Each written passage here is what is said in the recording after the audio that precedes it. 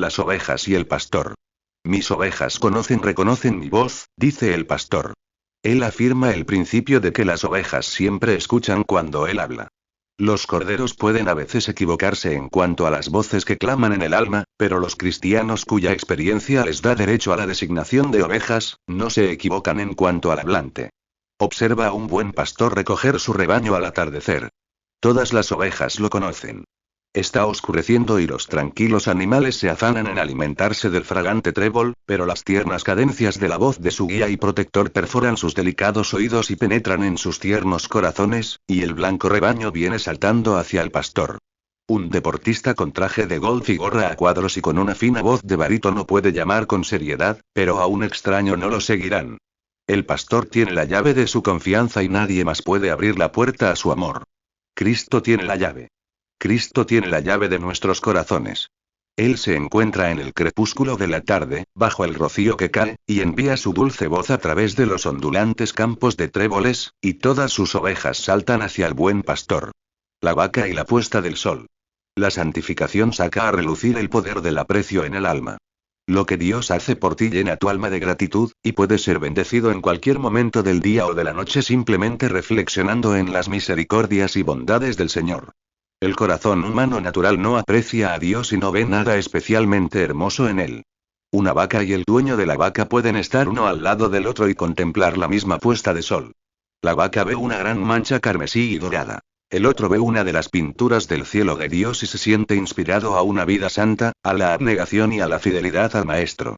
Debes tener una naturaleza de ocaso para apreciar una puesta de sol, y debes estar completamente santificado para ver en Cristo una belleza y un encanto que ni Murillo, ni Rafael, ni Del Sarto han plasmado todavía en lienzo. El Cristo amable. Oh Cristo encantador. Cómo duele el corazón por acudir a Él. Sentimos mucha nostalgia por Jesús. La gente es tan aburrida, poco interesante, insulsa y estúpida, tan exactamente como nosotros, que nos cansamos del mundo y su vacío, y anhelamos volar para estar con el Cristo sin mancha y vivir en ese mundo. País desconocido, de cuyas fronteras ningún viajero regresa algún día, gracias a Dios. El novio saldrá al balcón del cielo y nos mirará y nos hablará en un tono inaudible para todos excepto para nosotros mismos, y nuestras almas se unirán con éxtasis y la vasija de barro se desmoronará y extenderemos alas de nieve y volaremos hasta la presencia del Rey de nuestra alma. Capítulo B. Descanso del alma. Un efecto. Uno de los efectos beatíficos de la limpieza del corazón de todo pecado es el descanso del alma. Siempre acompaña la gloriosa experiencia de la pureza total. Inscripciones faciales. Este pobre y cansado mundo nuestro necesita descanso.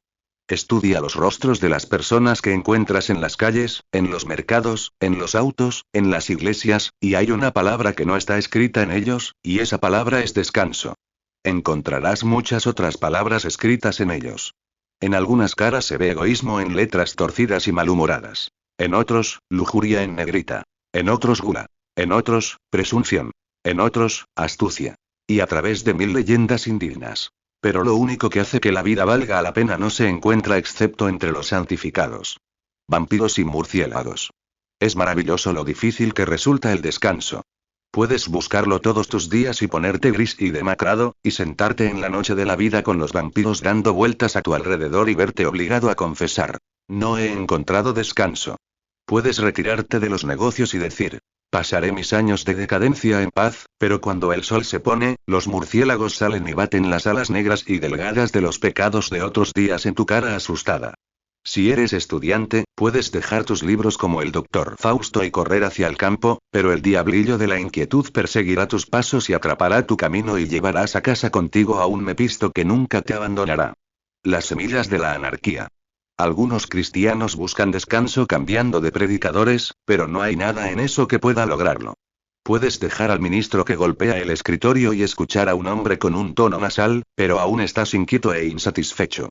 ¿Piensas que la razón por la que se perturba la paz de tu alma es que la señora Garrulaus habló de ti, o que el clima es lluvioso y desagradable, o que las reuniones son aburridas, o que la gente es egoísta? La verdadera razón es que tienes una inquietud en tu corazón característica del pecado innato. Posees las semillas de la insatisfacción, la anarquía, y nada más que la santidad de corazón podrá expulsarlas. Las profundidades del océano. Abajo, en las insondables profundidades del viejo océano no hay movimiento ni perturbación. Gigantescos majestades y Kaiser Wilhelms y Oregons y Vizcayas surcan y blanquean la superficie. Las tempestades azotan y los euroclidons rugen y las corrientes cambian y las mareas fluyen y refluyen, pero la gran profundidad no conoce ondas. Se dice que allí abajo crecen con seguridad los organismos más frágiles y delicados. En lo más profundo del corazón santificado no hay tormenta ni rompimiento.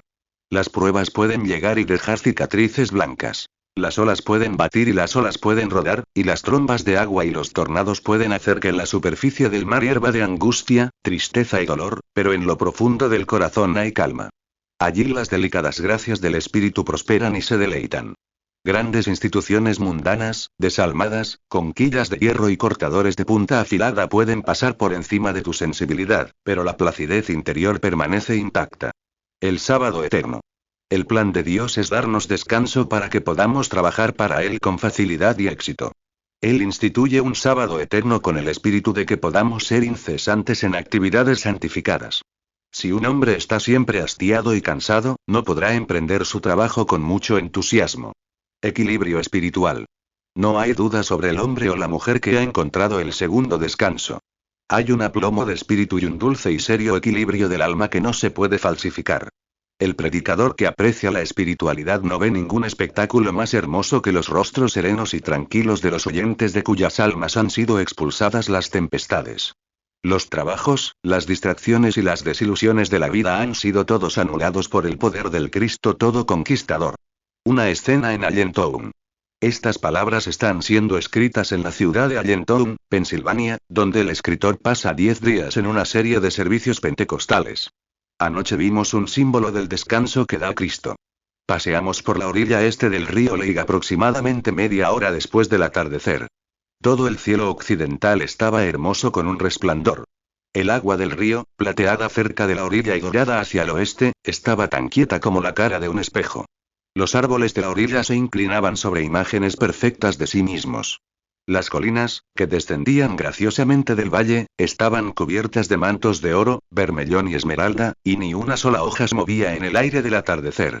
Río arriba, el diminuto cascabel de una mula de canal tintineaba soñolientamente. En el porche de una pequeña cabaña, una joven madre cantaba una canción de cuna a un niño dormido, y un pajarito en un espeso bosque gritaba: paz. Paz. Calma. Si Dios puede crear una escena tan hermosa en el mundo físico, ¿qué no podrá hacer en el espiritual? Gracias a Dios. Puede superar cualquier cosa que el ojo natural haya contemplado jamás. Puede colgar el alma con pinturas y hacer que el río de la vida sea claro como el cristal a través de él, y llenar las cámaras del corazón con canciones de cuna y el canto de los pájaros que gritan: paz. Si hay momentos en los que nos sentimos asombrados y encantados por toda la belleza del mundo, recordemos que lo que vemos es solo un tipo de la grandeza, la gloria y el esplendor que Él pondrá en nuestra naturaleza espiritual si le permitimos santificarnos y expulsar las tormentas y las tempestades. El dolor de la simpatía. Si bien podemos poseer y disfrutar el segundo descanso aquí y ahora, no debemos olvidar que se nos promete otro. Aquí a veces nos cansamos físicamente.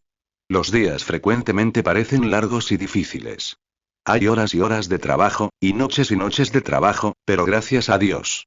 Podemos decir en cada puesta de sol: estoy un día más cerca del descanso. Porque si bien un hombre santificado siempre está en reposo espiritual, no puede descansar físicamente para mucha satisfacción. En sus sueños puede ver los rostros pálidos y demacrados de los condenados y oír el grito salvaje y grosero de los atormentados. Recuerda con horror que 100.000 almas son arrastradas hacia la eternidad mientras la tierra hace una revolución. Piensa en hogares tristes, en corazones destrozados y sangrantes, en esposas esperando el sonido de pasos vacilantes, en niños sin amigos y hambrientos, en figuras saltando desde puentes, en manos temblorosas sosteniendo veneno, y en maníacos tras las rejas mirando con ojos enloquecidos, bolas por el pelo despeinado. Y salta del sofá gritando: ¡oh, qué lástima de todo esto! Y no puede estar quieto, no puede estar ocioso, sino que está obligado a hacer todo lo posible con la palabra y la pluma para salvar a una humanidad que se hunde, borbotea y se ahoga. Cuando todo termine. Pero un día todo terminará. Pronto todos habremos predicado nuestro último sermón, hecho nuestra última oración y pronunciado nuestra última palabra. Nuestras vidas pronto habrán pasado a la historia. Pronto llegará esa hora bendita en la que dejaremos la trompeta de plata del ministerio y tomaremos el arpa de oro de alabanza. Aleluya, ya viene. Está viniendo. Alabado sea el Señor. Capítulo X. Oración. Deleite en la oración. La preciosa gracia de la entera santificación trae al corazón un espíritu de oración. La oración se convierte en la ocupación normal del alma. Uno se sorprende al descubrir que, si bien antes era difícil, si no fastidioso, orar a veces, ahora se ora porque es placentero y fácil. De renta. Muchos de nosotros nos hemos sorprendido al leer en las biografías de hombres y mujeres piadosos que frecuentemente pasaban horas en oración. Pero el hombre santificado comprende todo eso ahora. Puede creer fácilmente que de Renty no escuchó la voz de su sirviente, tan concentrado estaba mirando el rostro del Padre. No duda que Whitefield en su salón de la universidad estuvo postrado en el suelo muchos días, orando por el bautismo con el Espíritu Santo.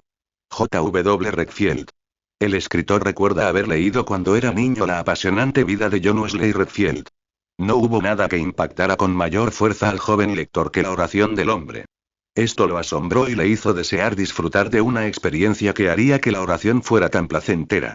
En la dorada experiencia de la santificación descubrió que la oración era deleitable y bendita. Ese es el testimonio uniforme de todos los que han sido limpiados de la depravación y ungidos con el Espíritu Santo. La oración tiene su respuesta. Dios significa verdadera oración para tener audiencia. No podemos entender cómo Dios puede concedernos efectos tan tremendos como los que afirma que seguirán a la oración. No podemos defender filosóficamente la oración. Pero el que pide recibe, o la Biblia es engañosa y poco confiable. Oración verdadera. ¿Pero qué es la verdadera oración? En primer lugar, es la oración la que dice, hágase tu voluntad. Si oramos egoístamente, pidiendo mal, no podemos esperar ninguna respuesta. No tendremos audiencia.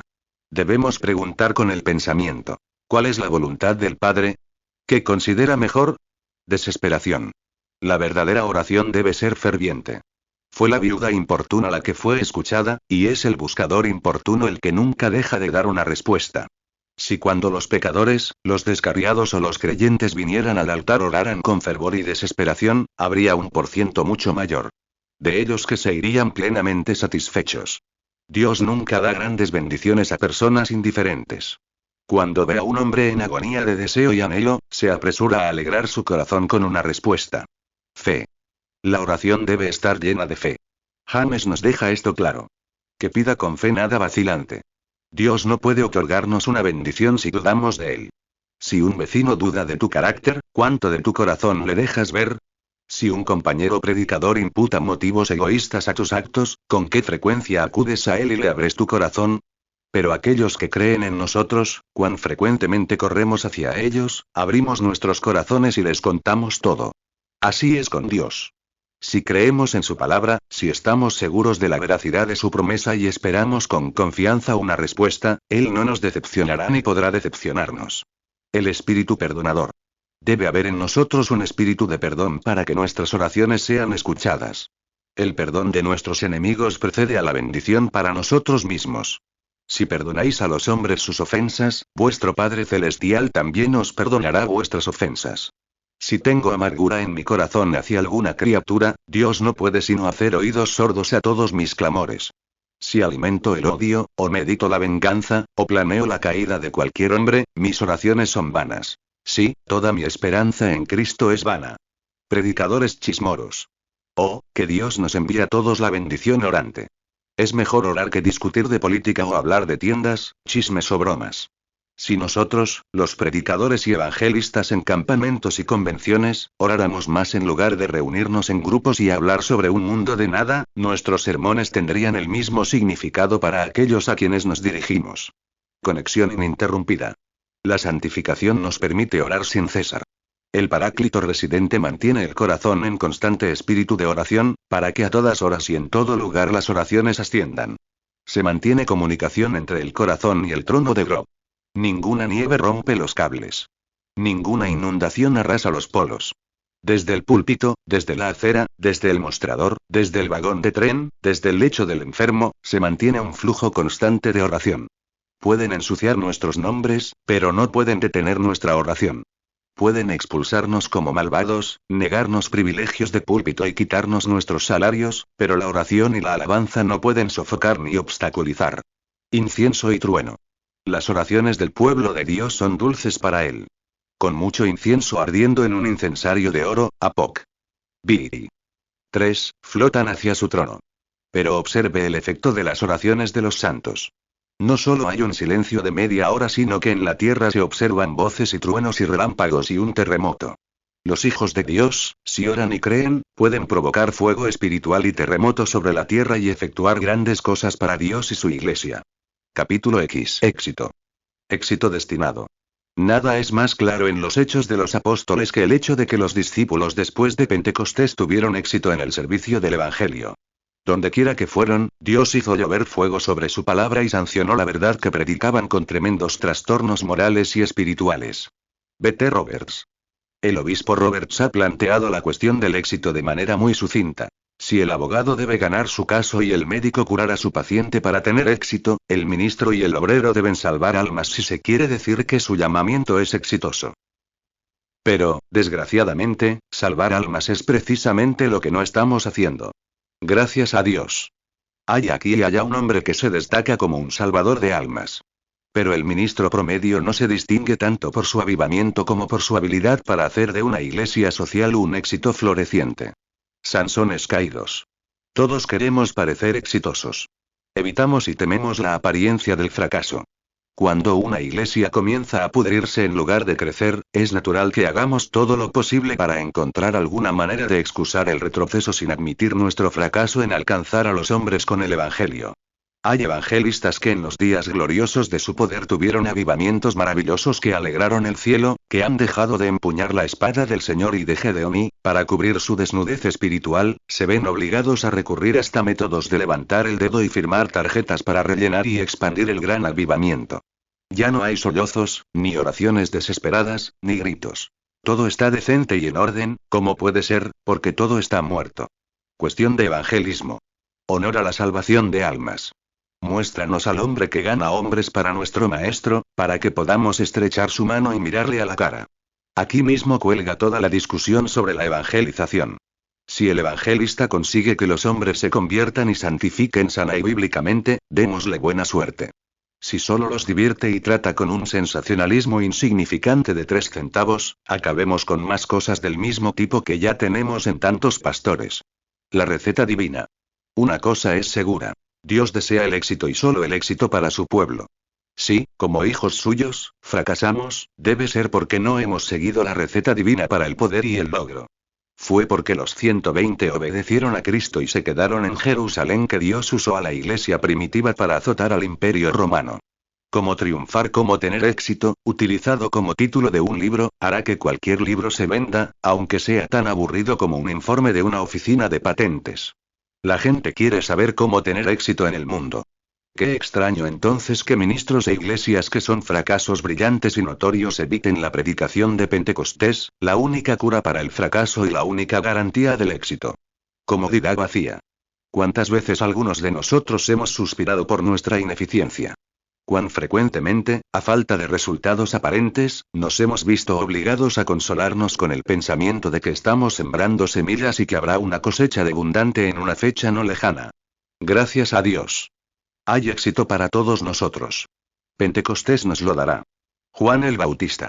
Por éxito no nos referimos a la opulencia financiera.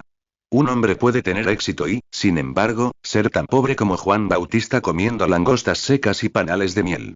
Uno puede ser tan rico como Creso y aún así ser un terrible fracaso.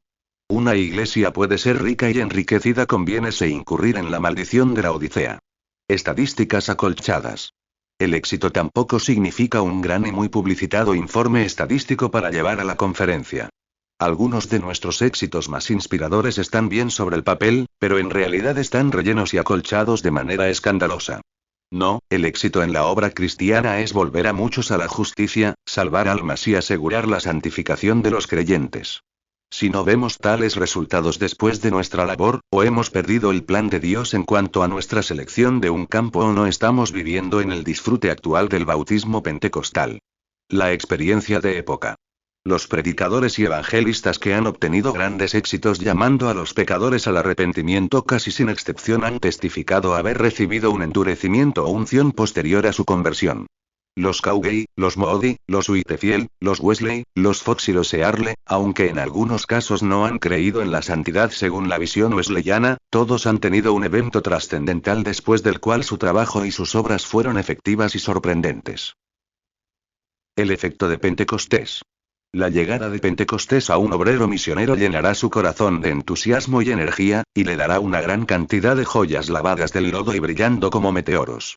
La misma experiencia de acudir a un mecánico lo encenderá con un amor por Jesús y una solicitud por las almas que lo harán orar, ayunar, llorar y trabajar por sus compañeros de trabajo, por sus vecinos y por sus amigos. El espíritu que llega a una cantante talentosa hará que ella consagre su voz, como Rachel Winslow en Innis Steps de Sheldon, para que con santa melodía llegue a corazones hasta ahora duros e intactos. La pasión por las almas. Una de las condiciones del éxito en la salvación de almas es la pasión por la salvación de hombres y mujeres inmortales. La salvación plena siempre trae esto, y mientras un trabajador viva en su plenitud y disfrute, será consumido por una ardiente, anhelante y jadeante sed de almas. El gigante deslizamiento de tierra. Los ministros del metodismo temprano y del cuaquerismo temprano no eran de la clase de personas que se congregan en grupos y discuten la relativa conveniencia de diversos nombramientos. No empleaban su tiempo libre en bromas, juegos de palabras y carcajadas, sino en orar, estudiar y trabajar, pues incluso sus vacaciones se convertían en días de trabajo. Gastaron todo en un solo esfuerzo: salvar a los hombres de un abismo enorme y de un espeluznante infierno. Hoy en día vivimos en perpetuo relax y recreación. Los predicadores suaves e insípidos hablan ante audiencias superficiales y vertiginosas, y todo el asunto está en una avalancha gigantesca. Señor, salva. O la muerte y la condenación son seguras. La fe incierta. No se puede negar con éxito la afirmación de que la verdadera seriedad que absorbe el alma en la religión está desapareciendo. A veces nos burlamos de las labores hercúleas de hombres como Owen, Baxter, Calvin y Edwards. Pero aunque estos hombres eran quizás más o menos legalistas y a veces un poco estrechos de miras, una cosa es segura. Hicieron de la religión el asunto de la vida y se dedicaron a ella con entusiasmo y determinación. Su cristiano moderno tiene ciertas dificultades intelectuales. No tiene una creencia fija sobre el socinianismo. No le gusta la vieja idea de la expiación. De hecho, se encuentra en un estado de fusión en lo que respecta a su creencia y su fe. Los hombres no dan la sangre de su vida por asuntos en los que solo tienen una fe a medias. Pero cuando uno está convencido de que los hombres están muriendo en la oscuridad y que su salvación depende en cierta medida de su actividad y fidelidad, entonces está ardiendo de celo y fuego desde el sombrero hasta los talones y se pone a trabajar por Dios y las almas eternas. Llorando por Corazín. Esta es la explicación del celo de los hombres que arden por Jesús. Esta es la razón por la que los hombres frecuentemente se desgastan en poco tiempo después de ser santificados. Están sumergidos en comunión con el dolor de Cristo, y al verlo llorar sobre los modernos Cafarnaúm y Corazín, sus corazones se derriten al verlo y se apresuran a predicar el Evangelio del amado Hijo de Dios. Éxito santificado.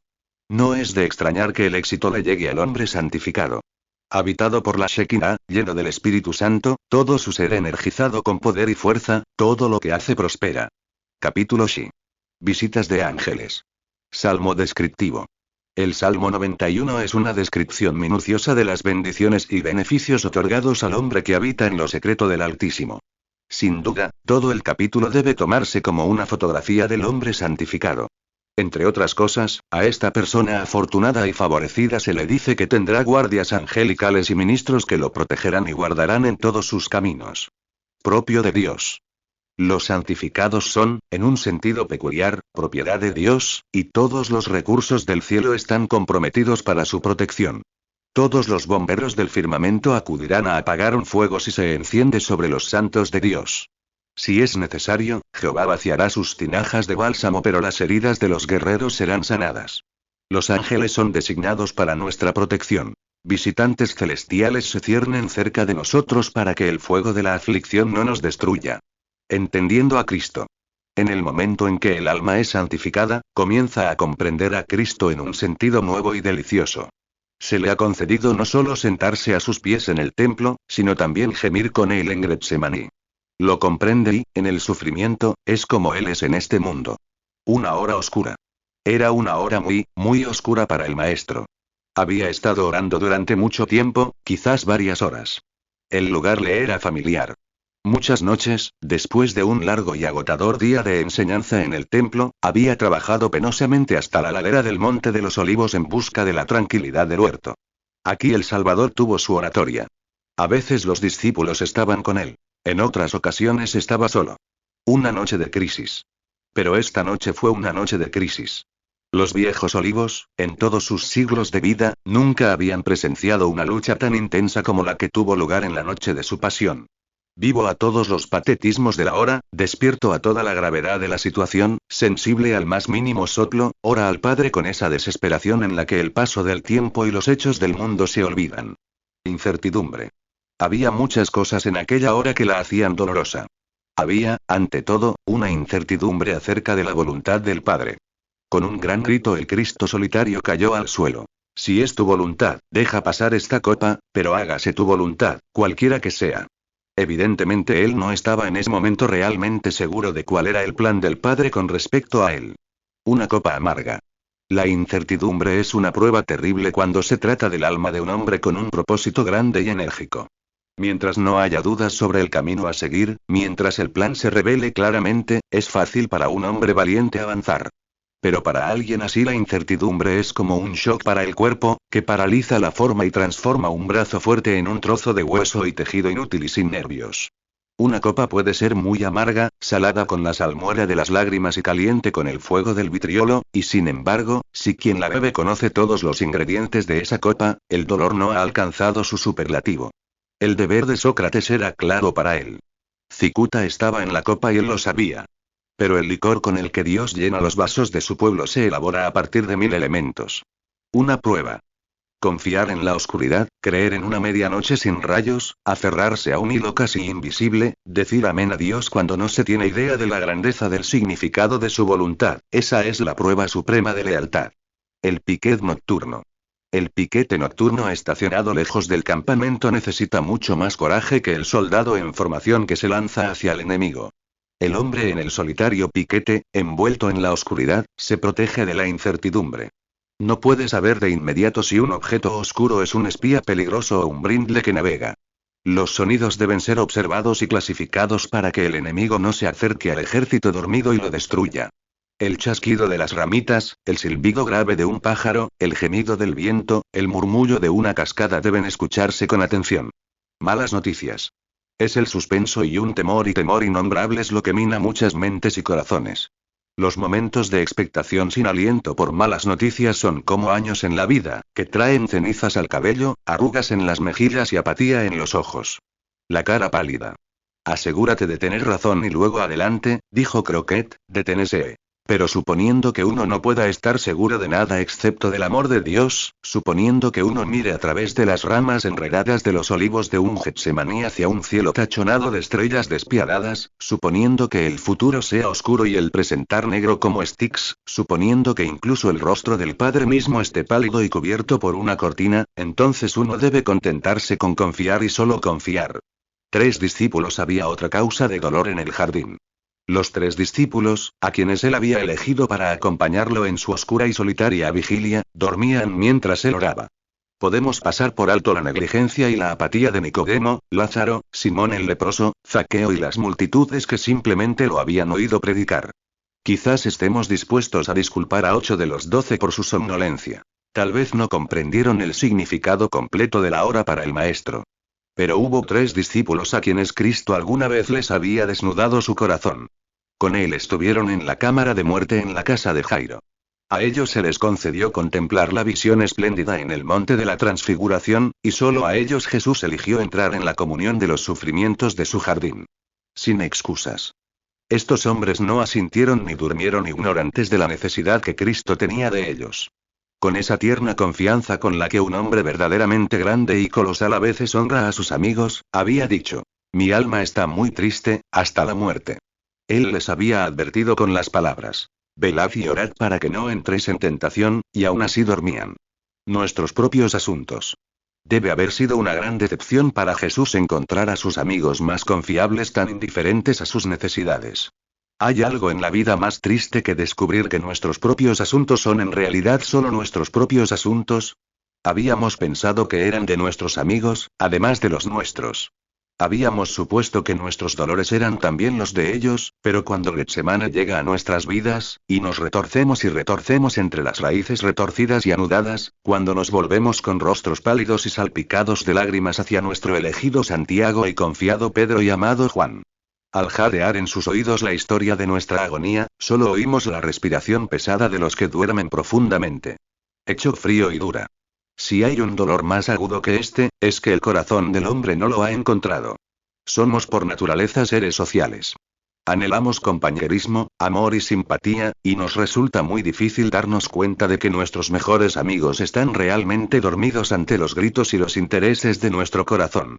El hecho frío y duro se puede creer, pero lentamente. Incluso al Señor parecía resultarle difícil convencer a su propio corazón de que Juan, que se había recostado sobre su pecho durante la cena, estaba descansando mientras su maestro sudaba sangre. Oró un rato y luego, como para ver si era cierto que nadie velaba para ayudarlo, vino y los encontró durmiendo. Triste y cruel decepción, pero es tan raro que alguno de nosotros no haya sentido su tristeza y su crueldad. Un ángel. Pero mientras los hombres olvidaron al Nazareno y sus problemas, Grog no lo olvidó. El padre no fue negligente ni descuidado. Se le apareció un ángel del cielo fortaleciéndolo. La noche no era demasiado oscura para que el ángel encontrara a Jesús, y la noche de nuestros problemas nunca es demasiado espesa y negra para que los ángeles nos encontraran. Los senderos del jardín pueden estar cubiertos de maleza, las ramas ásperas y escabrosas de los árboles pueden colgar cerca del suelo, las nubes que se mueven pueden ocultar la luna y las estrellas, pero algún mensajero celestial nos buscará y nos encontrará. En muchas llenas. Dios tiene muchos ángeles y vienen en muchas llenas. A veces el que sufre solo ve solo una flor diminuta, pero el amor está en la flor y sabe que no está completamente olvidado. Puede que sea solo un apretón de manos, pero hay calidez y simpatía en él, y he aquí que inmediatamente es un ángel que lo fortalece. Tal vez sea una carta con matasellos extranjero, pero en ella hay néctar y ambrosía para un espíritu decaído. O el ángel puede venir envuelto en un texto de la escritura o volando en las alas de la música de algún himno antiguo, como por ejemplo, no temas. Yo estoy contigo. O, no desmayes, porque yo soy tu Dios. Aún te ayudaré. Cualquiera que sea el papel que desempeñe el ángel, Dios lo envió, y su misión es de bendición y aliento. Visitantes celestiales. Bien podemos darnos el lujo de sufrir en la oscuridad, solos e incómodos, si los ángeles nos visitaran.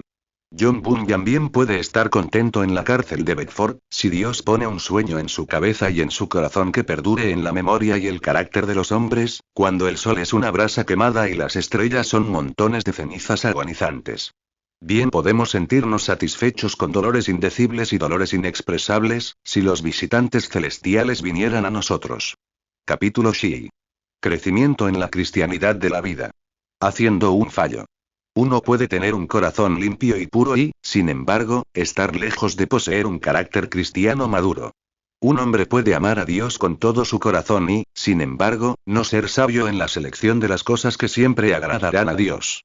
Con frecuencia el predicador puede bajar del púlpito habiendo cometido un horrible fracaso en su intento de servir a Dios en el ministerio.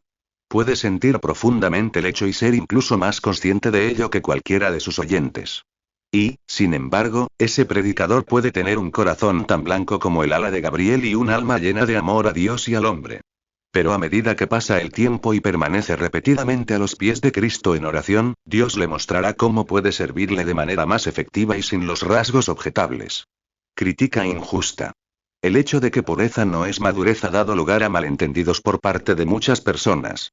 De hecho, muchos de los queridos hijos de Dios han sido mal juzgados y condenados porque no tenían además de corazones puros un juicio sano y sólido.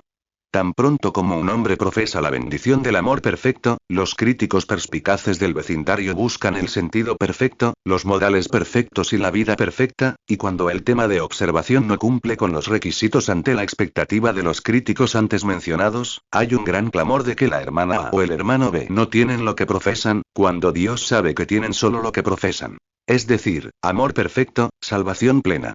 El Señor nunca ha garantizado una cabeza perfecta a ningún hombre que respire. Cometeremos errores mientras permanezcamos en este viejo mundo, y es una injusticia para los espíritus exaltados que tienen esta preciosa gracia, y un insulto al Dios que dio la gracia, condenar la santificación porque quienes la profesan no son ángeles, sino simplemente hombres y mujeres limpios y llenos del Espíritu. Repetir errores. Pero si bien Dios tiene en cuenta nuestra debilidad y nuestra fragilidad, no debemos esperar que nos permita cometer errores evitables e innecesarios. Cometimos un error. Muy bien. No sabíamos nada mejor que lograrlo. Pero ahora que lo sabemos mejor, no tenemos por qué repetirlo. Y justo aquí viene una gran extensión de territorio que la gente de santidad necesita cubrir. Aquí hay un espacio infinito para el avance y el progreso. La imitación de Cristo. Thomas A. Kempis escribió un libro maravilloso sobre la imitación de Cristo. El fracaso en tantos sectores a la hora de llegar a ser semejantes a Cristo se debe al método falso seguido. Primero, obtenga un corazón semejante al de Cristo y luego deje que ese corazón gobierne su vida y sus acciones. Ocúpate de tu propia salvación, dijo Pablo, porque es Dios el que obra en ti. Precisamente. Dios pone un corazón santo en el pecho del hombre, y su tarea de ahí en adelante es alinear su vida con el corazón. Los viejos hábitos de vida pueden aferrarse a él por un tiempo, pero es tarea del alma santificada liberarse de todo lo que Jesús no haría si estuviera en la tierra. La imitación de Cristo viene después de la santificación y no antes. Simplemente no puedes imitar a Jesús si tienes un corazón de reptil en ti. Si tienes una mente sucia, hablarás obscenidad y pensarás obscenidad a pesar de ti mismo.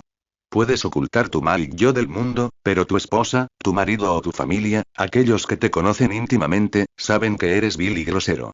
Dante. Un glotón puede pararse y mirar el rostro delgado, austero y ascético de Dante y decir para sí: seré un Dante, pero todo el mundo sabe que en unas pocas horas estará comiendo tan cobardemente como antes. Y los hombres miran al hermoso Jesús sostenido en los púlpitos unitarios y deciden actuar como él y seguir siendo egoístas, orgullosos, engañosos y diabólicos. Debe haber un milagro moral, debe haber un trastornamiento y un trastornamiento espiritual, antes de que un corazón carnal pueda comenzar a imitar al Hijo de Dios puro e inmaculado. Amabilidad. Después de ser santificados, debemos imitar a Cristo en bondad. ¡Qué bondadoso fue! ¿Dónde abusó de alguien? Predicó la verdad, pero nunca difamó a ninguno de sus oyentes.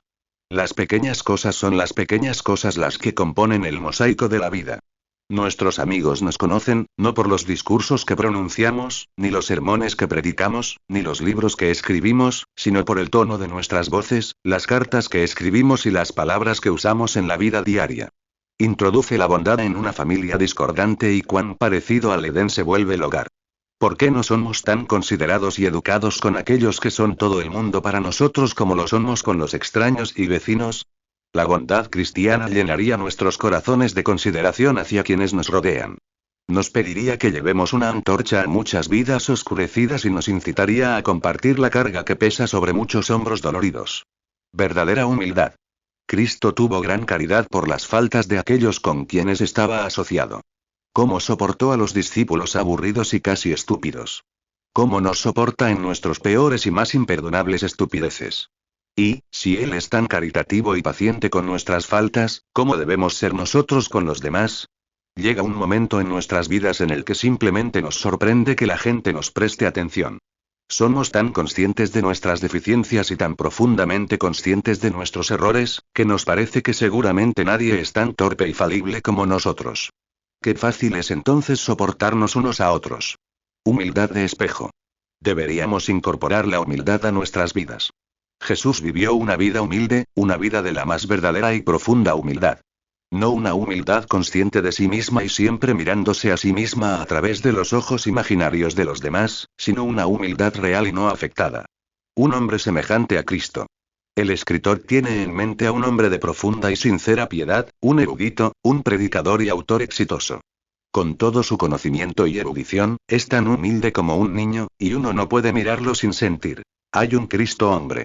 A menudo, cuando la pluma vuela rápidamente a través de la página, o cuando los labios se mueven al pronunciar un sermón, o mientras se lleva a cabo un servicio de altar, la figura delgada y delgada de ese hombre aparece como un destello en el cerebro, y los ojos se oscurecen. Y surge la oración del corazón: Señor, hazme un hombre humilde.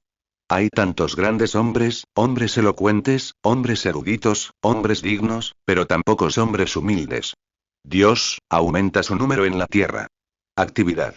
Otra cosa en la vida de Jesús que el pueblo santificado debería aprender a imitar fue su actividad. Sus días, e incluso sus noches, con frecuencia, estaban llenos de servicio. Después de largos días de enseñanza y predicación, buscaba algún rincón tranquilo y pasaba las tranquilas y solitarias horas de la noche en oración al Padre. La visión individual. Los hombres que entran en estrecho contacto y comunión con Cristo se ven impulsados irresistiblemente a un servicio ferviente e incesante. Ven necesidades que nadie más parece ver. Escuchan las voces quejumbrosas de los hombres moribundos, los llantos llorosos de las mujeres abatidas y los gemidos impotentes de los niños no amados. Tienen visiones que otros nunca comprenden y sueñan con cosas con las que sus amigos más queridos no pueden simpatizar. Han dado todo para conocer a Cristo, y Él los ha recompensado revelándole su corazón. Saben por qué su rostro está lloroso y su voz está llena de tristeza. Saben por qué es varón de dolores, experimentado en quebranto. Son bautizados en un bautismo de amor por las almas y de compasión por los afligidos, similar a aquel en el que Él está sumergido. Es por esta razón que los hombres escuchan la voz de Dios que los llama a alejarse de la piedra del hogar y llevarlos a la tierra desolada. Calle. Telémaco. San Telémaco escuchó la voz de Dios e inmediatamente siguió la esfera de las estrellas que giraban hacia el oeste y viajó a Roma murmurando: el llamado de Dios. El llamado de Dios. No fue con una misión tonta, pues, después de su visita a la ciudad eterna, cesaron los combates de gladiadores. El que guerra, hermanos, sed fieles a Cristo. Ni siquiera aquellos que os aman más os desvíen de un firme propósito de gastar vuestra vida y todo por el Galileo. Huyan de la comodidad, del lujo y de la comodidad, e impónganse tareas difíciles. Es posible que tus amigos intenten obstaculizarte con gritos de descansa. Quédate. Pero como Christian en el sueño de Bunyan, tapa tus oídos y continúa rápidamente tu viaje. El hogar que viene. Algún día vuestro pequeño servicio estará completo. Tu sol se pondrá. El oeste estará lleno de belleza y los pájaros gorjearán suavemente en los árboles mientras recorre con dificultad la última milla hacia la ciudad. Y a medida que las sombras se hacen más profundas y el aire se vuelve más frío, el maestro mismo te encontrará, te llevará a su corazón, limpiará las lágrimas de tu mejilla, el polvo del camino de tu frente y el dolor de tu corazón, y te guiará. Te llevaremos a la corte, donde con aquellos a quienes amas y aquellos que te aman, la eternidad transcurrirá a la luz de su rostro puro y resplandeciente. Experiencia el valor del testimonio. A Dios le ha agradado poner en nuestras manos dos armas con las que debemos vencer a Satanás: la sangre del Cordero y la palabra de nuestro testimonio.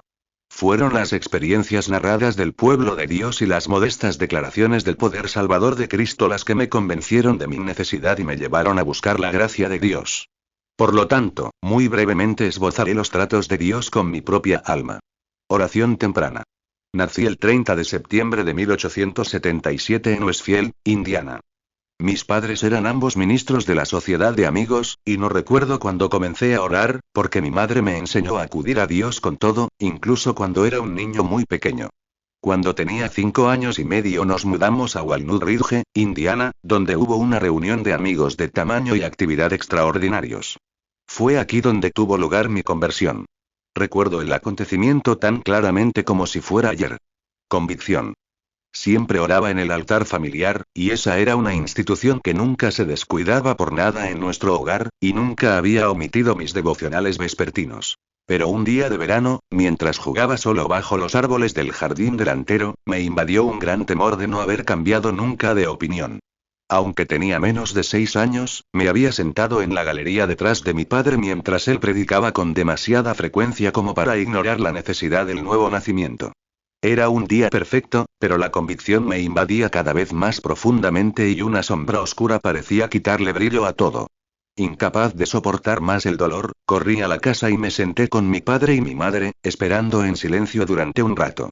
Finalmente les pregunté si alguna vez me había convertido, les dije que quería serlo e inmediatamente nos arrodillamos en oración.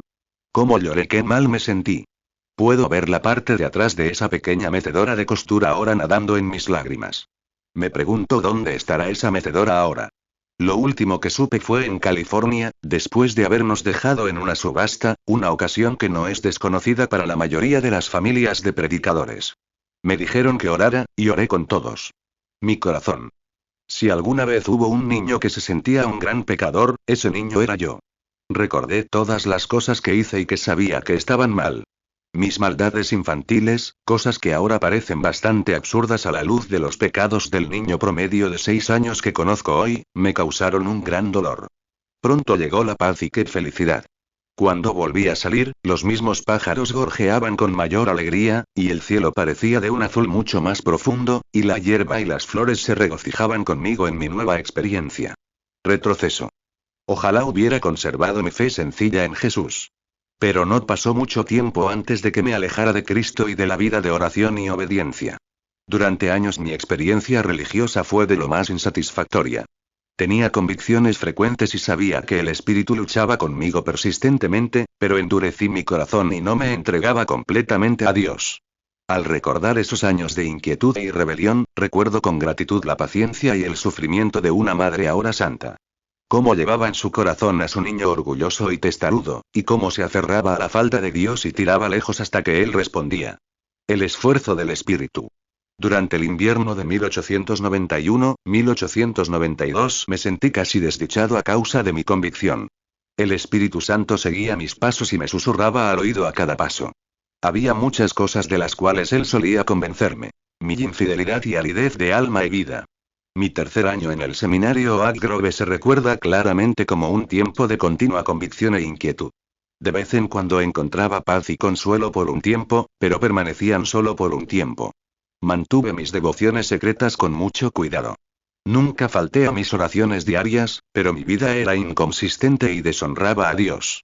Las vidas de los verdaderos cristianos me reprendían y la burla de mi profesión vacía me perseguía como un espectro. Recuperación.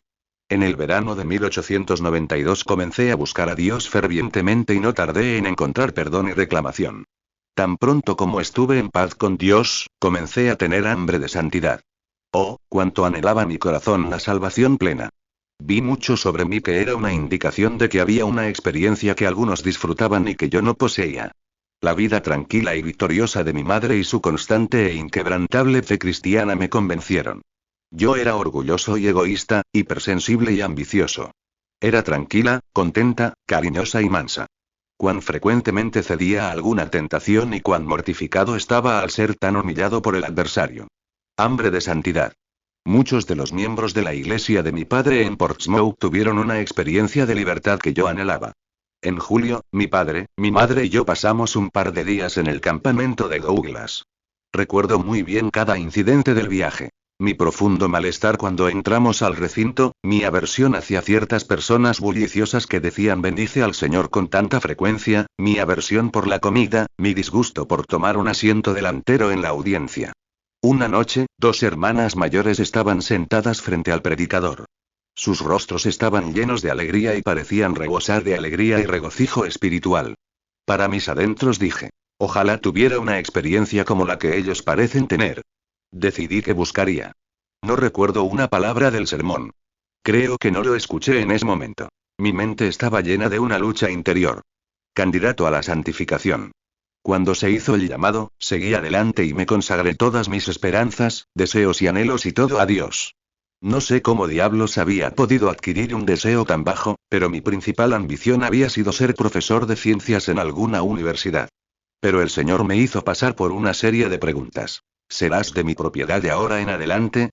Sí, Señor. ¿Estás dispuesto a que la gente te llame maniático de la santidad? Sí, Señor. Supongamos que te pidiera que gritaras, ¿lo harías? Haría lo mejor que pudiera en ello. ¿Renunciarás a todos tus planes y serás un predicador de santidad de un solo caballo si así lo deseo? Ah, aquí sí que había un problema. Predicar era precisamente lo que no me gustaba. Cualquier cosa menos eso. Tuve visiones de salarios pequeños, iglesias rurales y viajes largos y fríos. Había visto la vida del predicador desde que tenía uso de razón. Debatí la pregunta. Entonces respondí, sí. El público cantaba. Aquí te entrego todo a ti. Amigos, tiempo y provisiones terrenales. Alma y cuerpo serán entonces enteramente tuyos para siempre. Nos dijeron a los buscadores que levantáramos la mano si lo decíamos en serio. Lo decía en serio, así que levantó una mano. Al instante la fe obtuvo respuesta, y vino el testimonio, y supe que estaba totalmente santificado. Un erudito aburrido, pero yo era un erudito aburrido y tuve que aprender muchas lecciones después de cruzar el Jordán.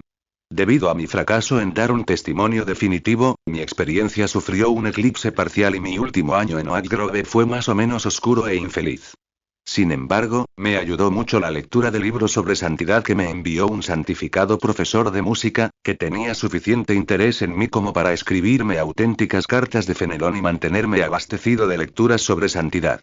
Durante el verano de 1893 estaba más plenamente establecido en la gracia y en el otoño comencé a predicar el Cristo permanente.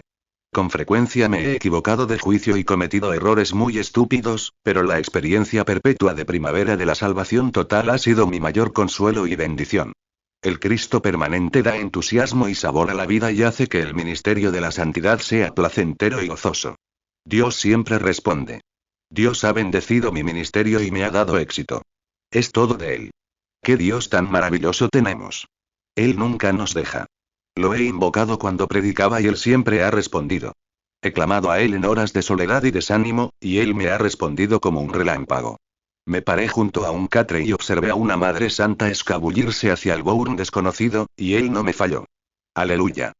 Él no solo puede santificar, sino que también puede preservar, sostener y guardar. Cualquier cosa que nos suceda, Cristo no nos abandonará. Al contemplar el panorama de los años venideros y recordar que la vida es rápida y seria, lo único que podemos hacer es apoyarnos firmemente en el Hijo de Dios y seguir adelante, confiados en que su promesa, he aquí, yo estoy con vosotros todos los días, puede cumplirse. No fallar. Alabado sea el Señor. El fin.